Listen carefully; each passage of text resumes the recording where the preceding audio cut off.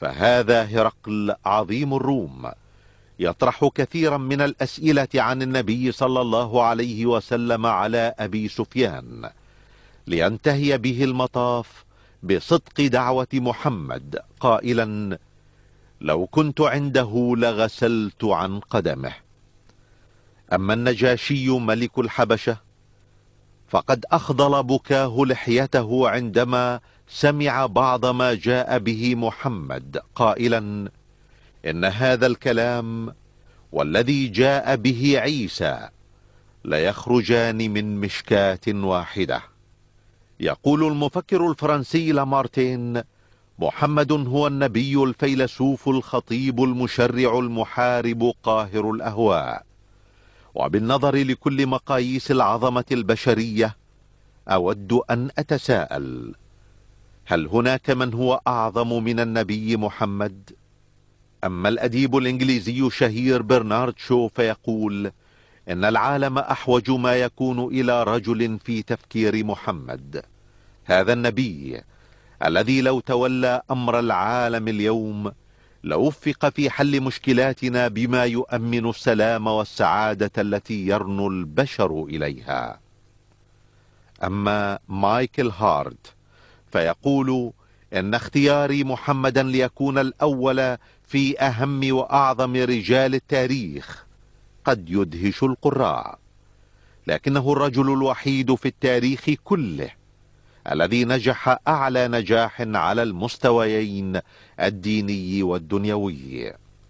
الزعيم الهندي المهاتما غاندي الذي يقول: بعد انتهائي من قراءة الجزء الثاني من حياة الرسول محمد وجدت نفسي بحاجة للتعرف أكثر على حياته العظيمة.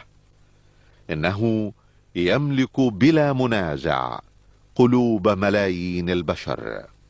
أما الكاتب الإنجليزي توماس كارلايل فيقول: إني لأحب محمدا لبراءة طبعه من الرياء والتصنع.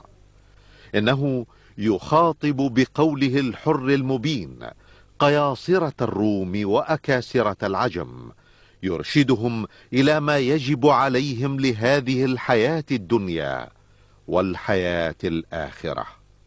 أما الأديب البريطاني جورج ويلز فيرى في محمد صلى الله عليه وسلم أعظم من أقام دولة للعدل والتسامح. أما الباحث الإنجليزي لايتنر فيقول: إني لأجهر برجائي بمجيء اليوم الذي يحترم فيه النصارى المسيح عليه السلام احتراما عظيما باحترامهم محمدا.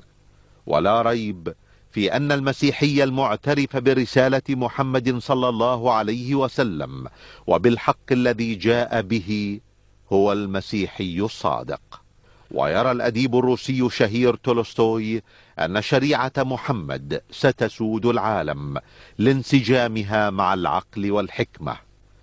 ويقول المستشرق ميشون إن الإسلام الذي أمر بالجهاد قد تسامح مع أتباع الأديان الأخرى، وبفضل تعاليم محمد لم يمس عمر بن الخطاب المسيحيين بسوء حين فتح القدس.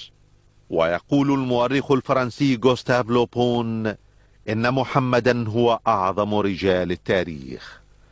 أما مؤلف موسوعة قصة الحضارة ويل ديورانت فيقول: إذا ما حكمنا على العظمة بما كان للعظيم من أثر في الناس قلنا إن محمدا هو أعظم عظماء التاريخ. وصدق الله العظيم إذ يقول: وإنك لعلى خلق عظيم.